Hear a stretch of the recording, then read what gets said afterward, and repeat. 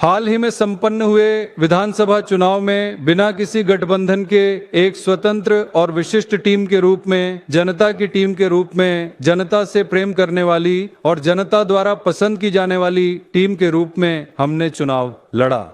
वर्ष 1966 और 1977 के ऐतिहासिक चुनावों के माध्यम से अस्तित्व में आई आम जनता की उस सरकार की भांति ही हमने पूरे विश्वास और दृढ़ता के साथ जनता के समक्ष यह बात रखी है कि आगामी वर्ष 2026 के विधानसभा चुनावों के जरिए तमिलगा, वेत्री, कड़गम भी निश्चित रूप से आम लोगों की ही सरकार का गठन करेगी।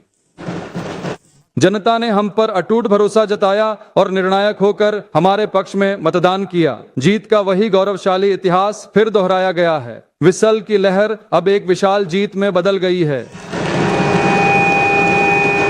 एक उंगली की वह छोटी सी क्रांति देखते ही देखते सीटी की एक विशाल क्रांति में तब्दील हो गई। पार्टी के गठन के महज 3 वर्षों के अल्प समय के भीतर ही जनता ने अपना भरपूर समर्थन देते हुए 34.5% के साथ कुल 1,72,26,208 वोट प्रदान किए और इस तरह उन्होंने तमिलगा, वेत्री, कड़गम को राज्य की सबसे बड़ी पार्टी के रूप में चुनकर विधानसभा में भेजा।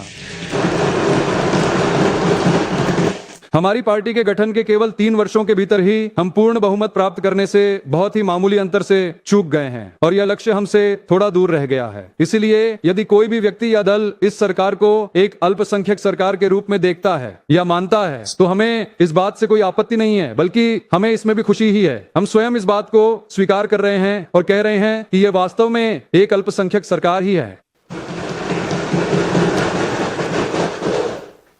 वही सरकार है जो अल्पसंख्यकों की सुरक्षा को सही मायने में सुनिश्चित करती है।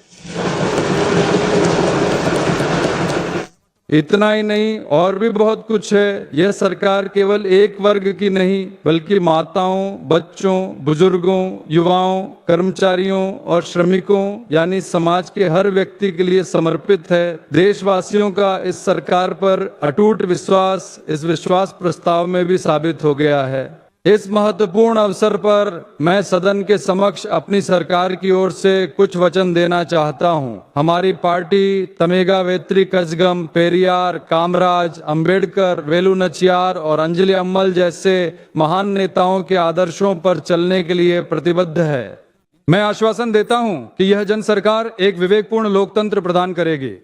ये सरकार सामाजिक न्याय, समान न्याय और समान अवसर के साथ सच्चे और मजबूत लोकतंत्र तथा धर्मनिरपेक्ष सामाजिक न्याय की नीतियों के आधार पर चलेगी। इसमें रत्ती भर भी बदलाव नहीं है। हमारे इस गहरे विश्वास पर पूरे दिल से भरोसा करके वोट देने वाले सभी आंदोलनों के नेताओं को परांडे पाटने हाथंडे तारई ताम में उन आंदोलनों से जुड़े सभी माननीय सदस्यों का मैं पुनः हृदय की गहराइयों से आभार व्यक्त करता हूं। हमारे लिए हर धर्म हमारा अपना धर्म है। देश के सभी लोग हमारे अपने हैं। इसमें वोट देने वाले और वोट न देने वाले किसी के बीच कोई भेदभाव नहीं किया जाएगा। यह सरकार सभी के लिए है। यह पूरी तरह से हमारे आम लोगों की सरकार है। यह सरकार जाति और धर्म की सीमाओं से परे है। यह भेदभाव न करने वाली सरकार है। यह संस्कृति की रक्षा करने वाली सरकार है। यह एक सभ्य सरकार है। यह राजनीतिक कारणों से किसी को भी किसी भी बात के लिए ठेस न पहुंचाने वाली सरकार है। वे धीरे धीरे सब कुछ समझ जाएंगे। इसीलिए जल्दबाजी में जवाब देने के बजाय हर काम में साहस के साथ आगे बढ़कर सफलता हासिल करने वाली सरकार।